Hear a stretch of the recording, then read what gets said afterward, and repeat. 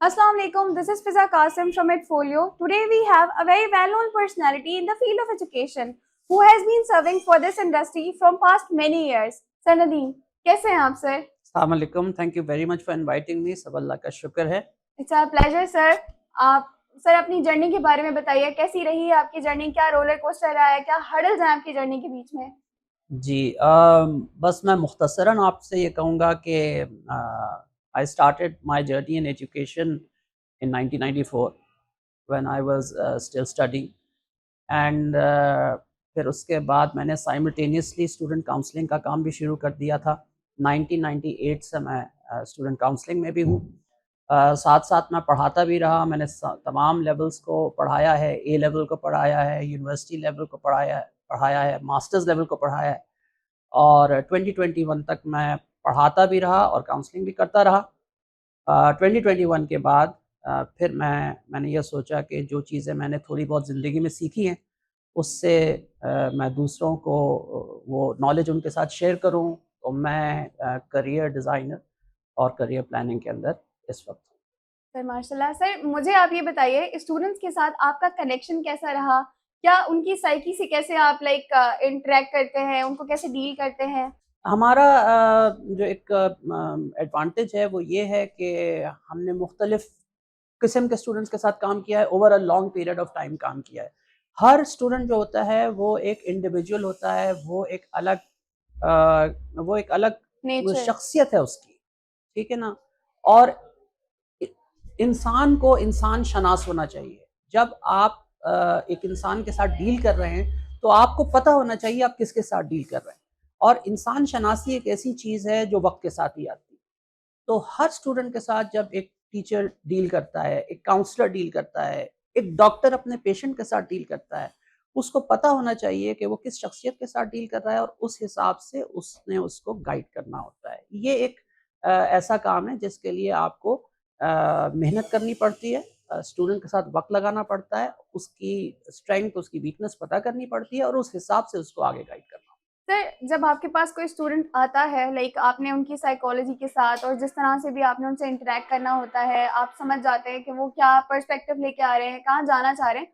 Mostly student ज़्यादातर कहाँ के लिए प्लान कर रहे होते हैं और आप उनकी कोर्स सिलेक्शन में कैसे हेल्प करते हैं? बिल्कुल, पहले पहले तो मैं आपको इसका बता दूं कि कोर्स सिलेक्शन देखिए, हमारे यहाँ बच्चे कोर्सेज सेलेक्ट करते हैं, पढ़ते हैं और उसके बाद फिर वो सोचते हैं कि भाई मैंने ये कर लिया है, ये सब्जेक्ट कर लिया है, अब आगे मुझे किस फील्ड के अंदर जाना है, ठीक है ना?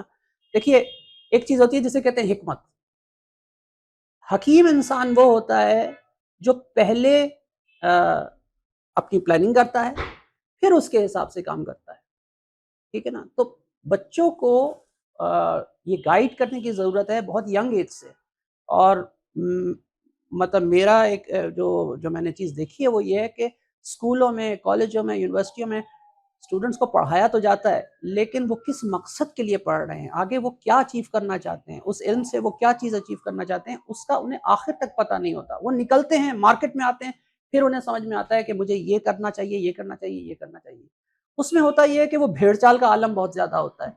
एक ज़माना था कि हर हर कोई जो है वो पायलट बनना चाहता था, वो डॉक्टर बनना चाहता था। आजकल जो है वो हर स्टूडेंट जो है वो एआई में जाना चाहता है। एआई। अगर आप उनसे पूछें कि आप क्यों एआई में जाना चाहते हैं? मुझे उसने मशवरा दिया है, मेरा वो दोस्त ये कर रहा है, मेरा वो दोस्त ये कर रहा है। आप क्या करना चाहते हैं? ज़िंदगी में आप उस चीज़ में कामयाब होंगे जिस जिस चीज़ को आप करना चाहें शौक के साथ। ये आपका मेन मोटिवेटर होता है और आपको पता होना चाहिए कि आपको शौक किस चीज़ का है और आपकी एबिलिटी है उस शौक को अचीव करने की या नहीं। अभी कल ही मैं किसी स्टूडेंट मेरे साथ बैठी हुई थी तो वो मुझसे बात कर रही थी मेडिकल के मुताल्लिक। मुझे बहुत शौक है मेडिकल में जाने में, बहुत शौक है मेडिकल, और उनके जो ग्रेड्स थे वो थ्रू आउट ओ लेवल से आगे जो थे, वो बायोलॉजी में अच्छे नहीं थे। सही। अब जब मैं ओ लेवल कर रहा था तो उस ज़माने में मुझे भी बायोलॉजी बहुत पसंद थी, मेरा फ़ेवरेट सब्जेक्ट है, बहुत सी चीज़ें जो आप मुझसे पूछें मुझे पता होंगी, लेकिन मेरा ग्रेड नहीं आता था। शौक है, लेकिन मेहनत के बावजूद भी अगर आप उस लेवल पे नहीं आ रहे हैं, तो आपको पता है मेडिकल में कॉम्पिटिशन बहुत टफ होता है। ऐसा ही ऐसा है, ठीक बिल्कुल। है ना? तो फिर वो आपने सोचना होता है, सिर्फ वाहिद फील्ड डॉक्टर बनना नहीं है, बहुत सारी फील्ड्स हैं और इस पर आप अपने बड़ों से, अपने पेरेंट्स से डिस्कशन कर सकते हैं, अपने प्रोफेशनल काउंसलर से डिस्कशन करें। मैं डिस्करेज करता हूँ दोस्तों से डिस्कशन ना करें। दोस्त अगर आपको मशवरे देंगे तो फिर हो सकता है कि वो मशवरे सही ना हो। सर पेरेंट्स से रिलेटेड आप क्या कहना चाहेंगे, पेरेंट्स का क्या रोल होता है? मैडम पेरेंट्स का रोल देखिए ये एक ट्रायंगल बनता है। ट्रायंगल होता है स्टूडेंट, टीचर और पेरेंट।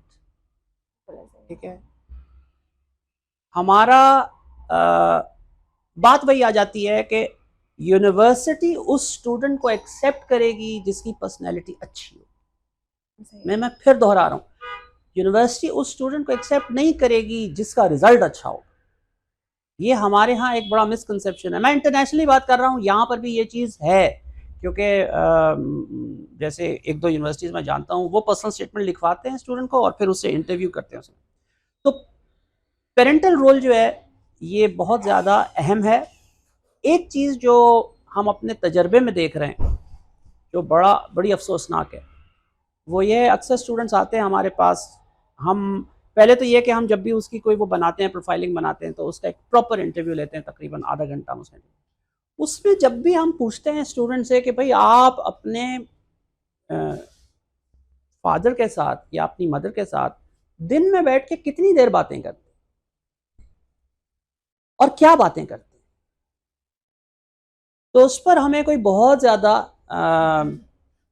तसल्ली वक्त जवाब नहीं मिलता। मैं ज़्यादा से ज़्यादा यही कहूँगा, बहुत छुपा के बात कह रहा हूँ मैं, कुछ तसल्ली वक्त जवाब नहीं मिलता। पेरेंट्स की जिम्मेदारी बनती है कि वो स्टूडेंट्स के साथ बैठें, वो अपने बच्चों के साथ बैठें और बैठ करके उन्हें उनके साथ अपने एक्सपीरियंसेस शेयर करें, उन्हें अच्छी बातें सिखाएं। हमारे माशरे में, हमारी हिस्ट्री में एक चीज़ होती थी जिसको कहते थे हिकायात। वो हिकायात किधर चली गई समझ में नहीं आता। उन्हें अच्छी अखलाक की बातें सिखाएं, उनसे पूछें, क्योंकि आपसे अगर आप माँ बाप हैं, वालिदैन हैं, आपसे ये सवाल नहीं होगा कि आपके बच्चे की कितनी एज आए थे, लेकिन ये सवाल आपसे जरूर होगा कि आपने अपने बच्चे की तरबियत कैसी की। बिल्कुल ठीक है ना। एक शख्स है, उसकी गाड़ी में बच्चा बैठा हुआ है, वो सिग्नल तोड़ता हुआ चला जाता है। लोग कहते हैं ना कि तरबियत करो बच्चे की। भाई बच्चे की तरबियत तो हर लम्हा हो रही है। जैसे ही बाप ने सिग्नल तोड़ा बच्चे की तरबियत हो गई, सब्र करने में कोई अहमियत नहीं है, वो भी वही काम करेंगे। नहीं करे ना करें, तरबियत तो उसकी हो गई ना, सब्र नहीं करना चाहिए। ठीक है, सब्र की कोई अहमियत नहीं है, हालांकि अल्लाह ने कहा है कि अल्लाह सब्र करने वालों के साथ। ठीक है, आपने उसकी बात को अहमियत दी नहीं अपने बच्चे के सामने, तरबियत हो गई उसकी कि मुझे सब्र आगे नहीं करना है, मुझे किसी का ख्याल नहीं रखना, मुझे दूसरे से आगे किसी भी तरह से बढ़ जाना है। एक छोटे से काम से आपने बच्चे की गलत तरबियत कर दी, अब वो नस्लों में वो गलत तरबियत जा रही और आप सोच नहीं रहे कि आपने क्या किया। तो बच्चे को देखिए, अब्दुल सत्तार ईदी ने कहा था, अब्दुल सत्तार ईदी से किसी ने पूछा कि क्या आपको किसी ने सिखाया था ये काम, तो अब्दुल सत्तार ईदी ने उनका बड़ा ज़बरदस्त जवाब दिया। उन्होंने कहा मुझे किसी ने भी नहीं सिखाया था, लेकिन ये था कि जब मैं सुबह को स्कूल जाता था तो मेरी माँ मुझे एक सैंडविच खाने को देती, एक रोटी खाने को देती थी। जब मैं वापस आता था पूछती थी तुमने खा लिया खाना, मैं कहता था हाँ मैंने खा लिया, तो माँ सिर्फ इतना पूछती थी कि तुमने अकेले खाया या किसी को दिया भी था। ये अब्दुल सत्तार ईदी की तरबियत थी। माँ सिर्फ थोड़ा सा उसको गाइड करे तो वो अपने तजर्बे शेयर करना। हमसे हमने ये गलती की, माँ बाप अक्सर अपनी गलती नहीं बताते, हमसे गलती हो गई तुम नहीं करना। हमने जो है फॉर एग्जाम्पल एक गैप ईयर ले लिया था, उसकी वजह से हमें नुकसान हो गया, तुम गैप ईयर नहीं लेना। एक मिसाल दे रहा हूँ मैं आपको। तो ये चीज़ें उनके साथ शेयर करना। अच्छा एक चीज़ और, माँ बाप भाई बहन ये अज्यूम कर लेते हैं कि हम एक दूसरे को जानते हैं, ये बहुत बड़ा अजम्पशन है और ये बहुत बड़ा नुकसान है। वक्त गुजरने के साथ बच्चा बड़ा हो रहा है, वो एक अलग शख्सियत बनता जा रहा है, वो एक अलग पर्सनैलिटी बनता जा रहा है। आपने मुसलसल उसके साथ इंटरेक्शन रखना है कि ये किस तरह से डेवलप हो रहा है और अब इसकी क्या क्या ज़रूरियात हैं और आगे किस तरह से इसको चलना है। उस हिसाब से आपने उसके इंटरेस्ट देखने हैं। इसको नंबर ज़्यादा पसंद है, इसको वर्ड ज़्यादा पसंद है, इसको शायरी ज़्यादा पसंद है, इसको उस हिसाब से आपने उसको गाइड करना है। तुम आगे ये वाला करियर ले सकते हो और फिर स्कूल के साथ इंटरेक्ट करें। इंडस्ट्री के साथ इंटरेक्ट करें और फिर उसको गाइड करें आगे। आजकल के बच्चे इतने समझदार हैं कि वो अपने कैलकुलेशंस खुद कर सकते हैं और अपने करियर खुद चूज कर सकते हैं, खुद अच्छी तरह पढ़ सकते हैं। पेरेंट्स का एक गाइडिंग हैंड होना चाहिए। आप अपनी लाइफ का अगर कोई एक्सपीरियंस ऐसा या कोई ऐसा किस्सा हमें बताना चाहें जो कि आपने फेस किया हो खुद से, या आपने कुछ टैकल किया हो। ऐसे कुछ कोर्सेज होते हैं, कुछ ऐसे बच्चे होते हैं जो वो दिमाग कर रहे होते हैं, या बच्चों की अपनी साइकी इस तरह की नहीं होती है, अगर वो आप हमसे कुछ शेयर करना चाहें तो प्लीज। एक तो जो स्टूडेंट जो मुझे याद है, काफ़ी साल पहले की बात है, वो हमारे पास मैट्रिक स्ट्रीम से आया था और इतने इतने कोई वैसे बहुत वेल नोन स्कूल से भी नहीं था, लेकिन बड़ा डिटर्मिन्ड बच्चा था। उसने मैट्रिक से वो ए लेवल में आया, स्कूल ने उसको चांस दिया ए लेवल में आने का। उसने ए लेवल में 6 सब्जेक्ट्स लिए और 6 सब्जेक्ट्स में उसके ए आए। उस ज़माने में ए स्टार नहीं होता था, उसमें उसके ए आए और उसे बाद में हमने फिर येल यूनिवर्सिटी में प्लेस किया था और अब वो बहुत सक्सेसफुल एक इंटरनेशनल बैंक में काम कर रहा है। तो ये एक ऐसी चीज़ है, उसको लेके आगे चलना, उसको गाइड करना, क्योंकि मैट्रिक से ए लेवल से यूएसए में भी येल, आईवी लीग, ये बहुत ट्रांजिशन उसके लिए नहीं था, उसके लिए जंप्स थे बहुत ज़्यादा और ये जंप कराने में हमें उसको हेल्प करना था। तो ये एक ऐसी चीज़ है जो हमने की है। और भी ऐसे केसेस हैं जो हैं, लेकिन ये एक मुझे याद है कि इस तरह से हमने उसको गाइड किया। Sir, as you said Ivy League, so Ivy League is basically from USA. So जी। आप क्या बताना चाहेंगे यूएस से रिलेटेड के स्टूडेंट्स को कौन सा आइडियल टाइम है जब अपनी एप्लीकेशन स्टार्ट करनी चाहिए? जी, देखिए, आपको जो भी चीज़ करनी है, जैसे मैंने कहा कि जब स्टूडेंट ओ लेवल में आता है, क्लास 9 में वो आता है, या अगर वो क्लास 9 में मैट्रिक में आ रहा है, उस वक़्त उसकी भरपूर उसको गाइडेंस मिलनी चाहिए या उसको गाइडेंस लेनी चाहिए। अगर स्कूल से उसको गाइडेंस नहीं मिल रही है, पहले तो स्कूल की ज़िम्मेदारी है कि वो गाइड करें उसको सब्जेक्ट सिलेक्शन में, हर चीज़ में। हम ये करते थे कि क्लास 8 जब बच्चे का ख़त्म हो रहा था, तो हम एक-एक सेक्शन में जाते थे, क्लास 8 के सेक्शन में, और उन्हें बताते थे कि चलिए, अगर आपने आगे ये करियर लेना है, तो आपको फिज़िक्स, केमिस्ट्री, बायोलॉजी पढ़ना होगा ओ लेवल में, या आपको कॉमर्स लेना है, तो आपको ये सब्जेक्ट पढ़ने होंगे। तो वहाँ से सिलेक्शन बच्चे को करवाया जाए, तो वहाँ से उसका ज़हन भी बनता है कि अच्छा, मैं बड़ा होके ये बनूँगा, मैं बड़ा होके ये बनूँगा। क्योंकि ये वो एज होती है जिसमें बच्चे ख्वाब देखते हैं। और एक बड़ी अजीब-सी बात ये है कि आजकल बच्चे जैसे हम ख्वाब देखा करते थे, वैसे वो ख्वाब नहीं देखते। बच्चे जो हैं वो बहुत ज़्यादा रियलिस्टिक होने की कोशिश करते हैं। तो अच्छी बात भी है ये, लेकिन थोड़ा-सा ड्रीम करना भी ज़रूरी है, ठीक है? ख्वाबों के बारे में ज़ाहिर है, वो आपने वो कहावत सुनी होगी कि ख्वाब वो नहीं होते जो हम सोते में देखते हैं, ख्वाब वो होते हैं जो हमें सोने नहीं देते। तो बिल्कुल वो सही जब बात है। जब वो ख्वाब देखेगा, तो उस हिसाब से फिर वो मेहनत भी करेगा, लेकिन उसको बताना, उसको रास्ते बताना, वो तो गाइडेंस काउंसलर का काम है, Obviously। या वो पेरेंट्स का काम है, या वो टीचर्स का काम है। फिर उसने सही टाइम पे वो ले लिया, उसके बाद अब वो आगे आता है अपने इंटरमीडिएट में या मैट्रिक में। देखिए, अगर अगस्त के अंदर क्लासेस शुरू हो रही हैं, सितंबर के अंदर क्लासेस शुरू हो रही हैं, 18 महीने पहले से स्टूडेंट ने बहुत सीरियसली अपनी प्लेसमेंट का काम शुरू करना है, बहुत सीरियसली। अब उसमें क्या चीज़ है, सबसे पहले उसको पता होना चाहिए, उसने अपना फील्ड रिसर्च करनी है। थोड़ा-सा लोगों से फाइंड आउट करे, किस फील्ड में पहले वो जाना चाहता है।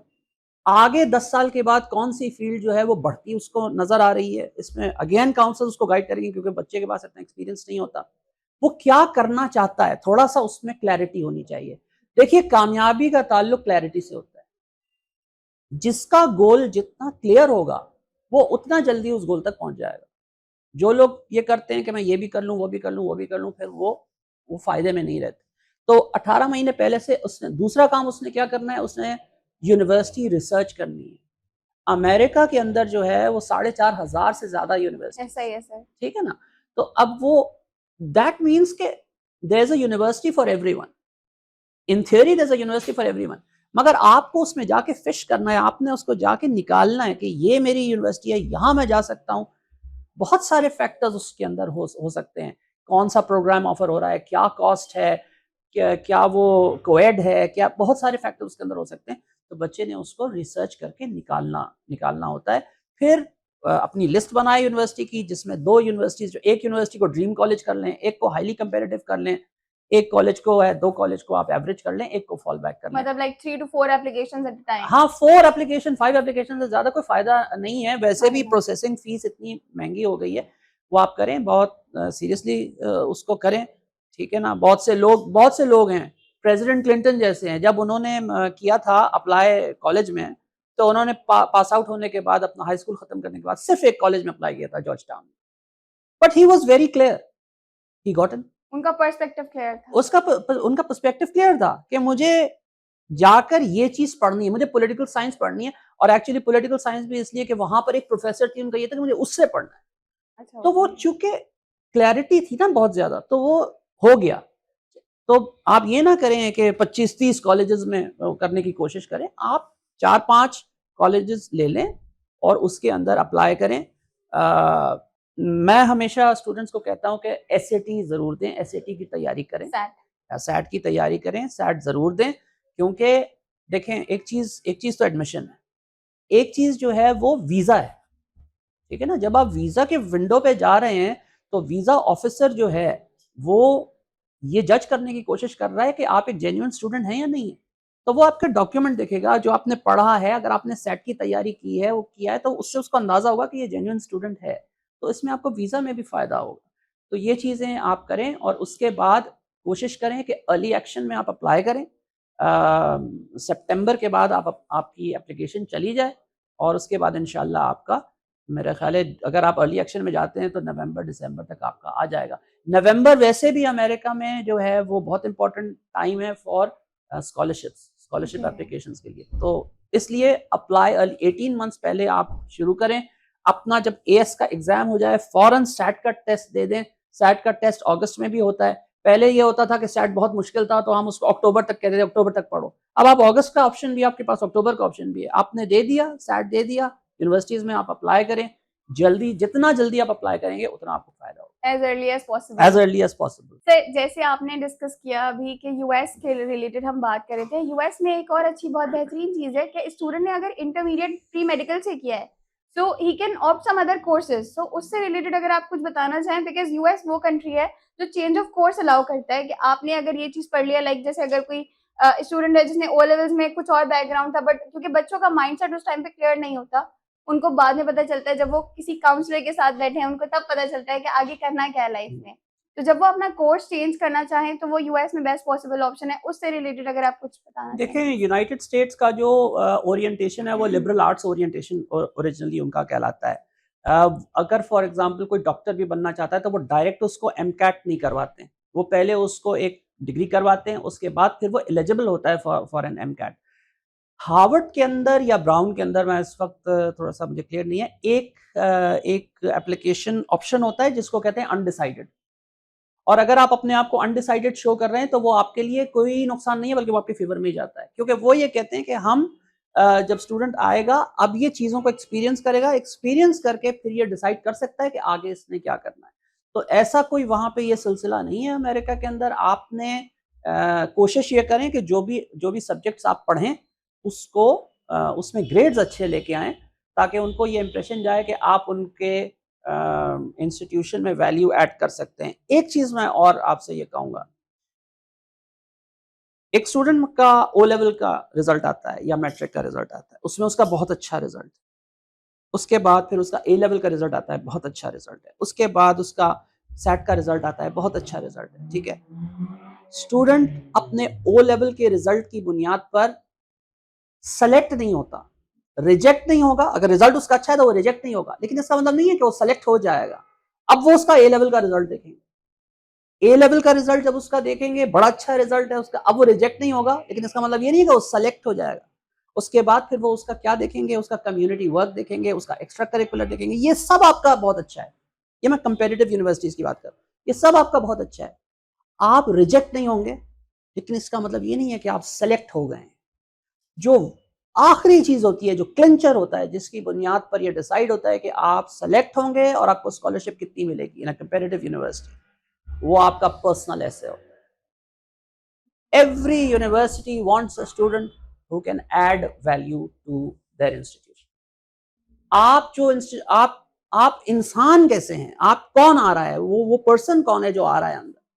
तो वो चीज जो है वो स्टूडेंट्स को बहुत जरूरी है कि जो भी उनका अचीवमेंट है, जो भी उन्होंने ग्रेड्स लिए हैं, जो भी, वो उसको कैश करें, वो उसको प्रेजेंट इस तरह करें। देखें, life is all about presentation. ठीक है ना। एक साहब जो हैं उन्होंने बहुत ज्यादा अचीव किया, लेकिन वो उसको प्रेजेंट नहीं कर पा रहे। खाना आप किसी के सामने रखते हैं तो ऐसी नहीं प्रेजेंट करते, प्रेजेंट किया जाता है चीज को, उसके एस्थेटिक्स होते हैं। लाइफ के भी एस्थेटिक्स हैं, एजुकेशन के भी एस्थेटिक्स हैं। तो आप उसको प्रेजेंट करें। वो प्रेजेंट कहाँ करेंगे? आप पर्सनल स्टेटमेंट में करेंगे। आप लिख के दिखाएंगे उनको कि मैंने ये चीजें अचीव की हैं और मैं इस तरह से वैल्यू मजीद ऐड कर सकता हूँ। तो that is statement of purpose we can say. Statement of purpose और पर्सनल स्टेटमेंट में थोड़ा सा फर्क होता है, लेकिन आप कह सकती हैं कंसीडर कर सकते हैं। बिल्कुल बिल्कुल ऐसे ही। Sir, as you discuss about scholarship के टाइमलाइन, नवंबर आपने बताया कि नवंबर में जो है वो बेस्ट टाइमलाइन है कि आप स्कॉलरशिप अपना जो है वो अप्लाई कर सकते हैं। बिल्कुल। सो हम ईयर में कितनी बार स्कॉलरशिप को हम अप्लाई कर सकते हैं? कोई ऐसा और टाइमलाइन है जिस पे स्पेसिफिकली आप सीएसएस प्रोफाइल के थ्रू अप्लाई कर सकते हैं। मैं मतलब ये नहीं कह रहा, हमारे पास स्टूडेंट्स जो हैं, हम अभी तक हमने मार्च में भी स्टूडेंट्स को पार्शियल स्कॉलरशिप्स दिलवाए हैं। ठीक है। अच्छा, इसमें पार्शियल और एक तो चीज ज़हन में रखने की ये है कि अक्सर स्टूडेंट्स ये समझते हैं कि बहुत ज्यादा फुल स्कॉलरशिप्स उनको मिल जाएंगी। ऐसा नहीं होता। फुल ब्राइट वैसे भी मास्टर्स की है, अंडर ग्रेड लेवल पर तो वो नहीं मिलेगी, लेकिन फुल स्कॉलरशिप्स इस वक्त कम अवेलेबल हैं।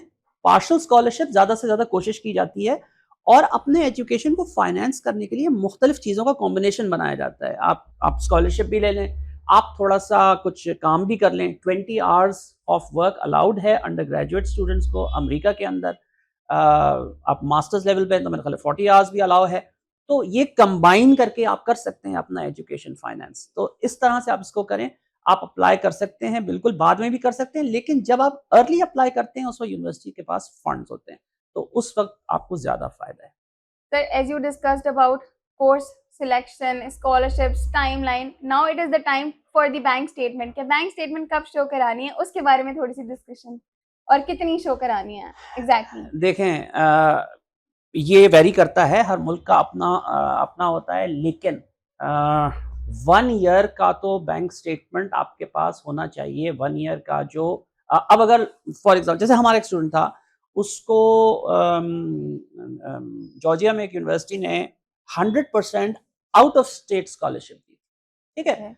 अब आउट ऑफ स्टेट स्कॉलरशिप का मतलब ये है कि जो बाहर के स्टूडेंट का, लेकिन जो इन स्टेट की फीस थी वो तो उसको पे करनी।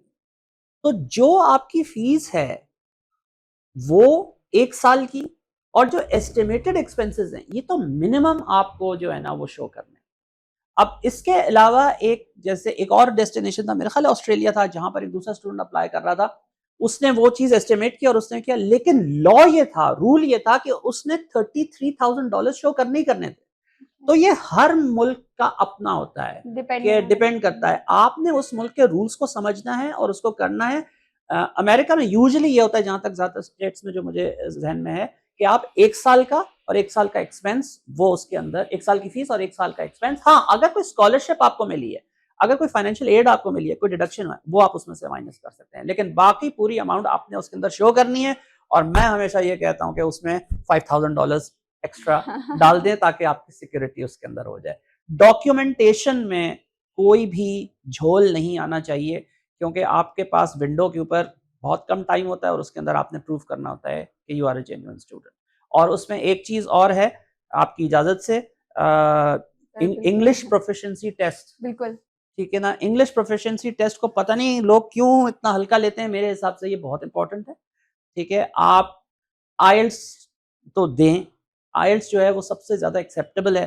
ठीक है। उसके अंदर आप देख लें। अच्छा, ये भी गलती हो जाती है, स्टूडेंट क्या करता है कि वो जा रहा है पढ़ने के लिए, रजिस्टर कर दिया उसने जनरल ट्रेनिंग।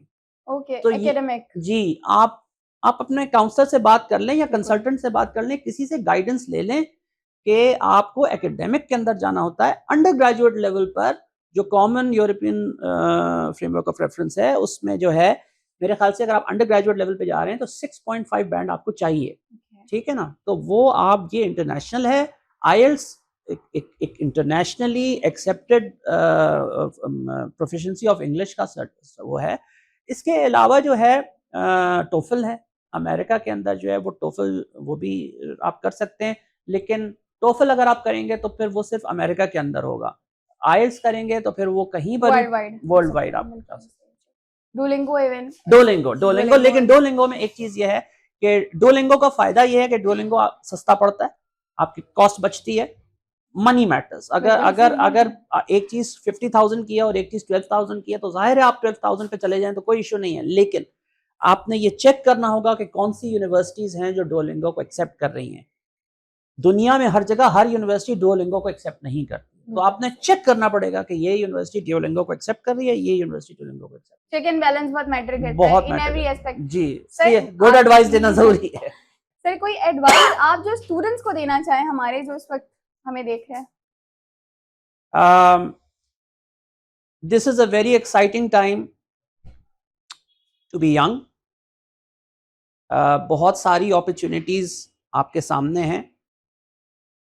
अपने वक्त को अच्छी तरह से इस्तेमाल कीजिए।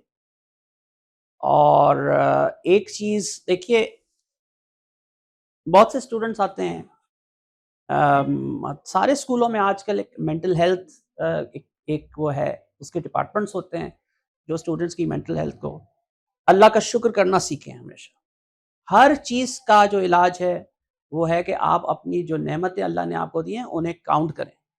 बहुत सी चीज़ें हैं आपके पास जो कि दूसरे के पास नहीं है, ठीक है? तो अपने अंदर आप जितना शुक्र पैदा करेंगे, अपने अंदर आप जितना अल्लाह से कनेक्टेड रहेंगे, उतना ज़्यादा आप चीज़ों को पॉजिटिव लेंगे। ये चीज़ इसका फ़ायदा क्या है कि आपकी पर्सनैलिटी पॉजिटिव हो जाती है, ठीक है ना? जब आपकी पर्सनैलिटी पॉजिटिव होगी तो आप अपनी ज़ात से बढ़कर दूसरों के लिए काम करेंगे, आप अपनी कम्युनिटी को फ़ायदा पहुंचाएंगे। और ये एक बहुत इंपॉर्टेंट चीज़ है। ये मेरा मकसद यहाँ पे इसको कहने का, मैं इसको करियर प्लानिंग के साथ लिंक कर रहा हूँ, लेकिन ये एक अच्छे इंसान को देखिए, हर इदारे का अल्टीमेट काम क्या है? एक अच्छा फर्द माशरे को देना। बिल्कुल ऐसा ही है, ठीक है। नेपोलियन ने क्या कहा था? Give me good mothers and I will give you a good nation. ठीक है। तो ये चीज आपके पर्सनल स्टेटमेंट में भी बहुत ज्यादा काउंट करती है कि आपने अपनी कम्युनिटी को कितना सर्व किया है। तो जेन्युइनली आप अगर इसमें करेंगे, अपनी ब्लेसिंग्स को करें और जो अपॉर्चुनिटीज आपके सामने हैं उससे आप ज्यादा से ज्यादा फायदा उठाने की भी कोशिश करें, दूसरों को फायदा देने की कोशिश करेंगे तो आपकी लीडरशिप एबिलिटी डेवलप होगी। And universities want leaders. ठीक है। जो अच्छी यूनिवर्सिटीज हैं उनको लीडर्स चाहिए, वो जो वैल्यू ऐड करें अपने अंदर, इंस्टीट्यूशन के अंदर और दूसरों के अंदर। तो ये चंद चीज़ों पर आप ध्यान दीजिए, अपना कम्युनिटी को सर्व कीजिए, एक्स्ट्रा करिकुलर्स में जाइए, पढ़ाई पे बहुत ज़्यादा ध्यान दीजिए, अपने वक्त को बहुत अच्छी तरह से प्लान कीजिए और जो चीज़ें आपने अचीव की हैं उनको कैश करना सीखिए। Sir what a wonderful session it is with you. Sir आपके टाइम का और आपके आने का बहुत शुक्रिया। आपका बहुत शुक्रिया, आपने मुझे बुलाया, बहुत बहुत शुक्रिया। Sir thank you sir.